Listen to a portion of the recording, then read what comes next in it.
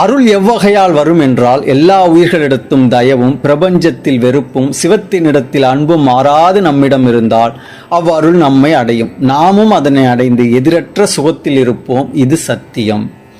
இனி மேற்குறித்த சாதனத்தை நாம் பெறுவதற்கு சிவ பஞ்சாட்சர தியானமே முக்கிய காரணமாக இருக்கிறது. ஆகலில் இடைவிடாத நல்ல மனத்தோடு அதனை தியானிக்க வேண்டும் என்பதுதான் அந்த பகுதி. இதில் உயிர்களிடத்தில் கருணை என்பது பரோபகாரம், பிரபஞ்ச போகத்தில் வெறுப்பு மற்றும் ஆண்டவரிடத்தில் அன்பு என்பது சத்விசாரம். இந்த இரண்டும் சுத்த சன்மார்க்க சாதனம். இந்த சாதனத்தை நாம் பெறுவதற்கு தியானமே முக்கிய காரணமாக இருக்கின்றது என்கின்றார் வள்ளற் பெருமான்.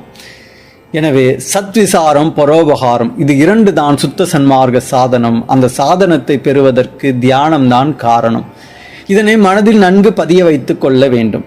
தியானம் என்பது அடிப்படை ஒழுக்கத்தில் ஒன்று. அந்த ஒழுக்கம் கைகூடாத போது சாதனம் கைகூடாது.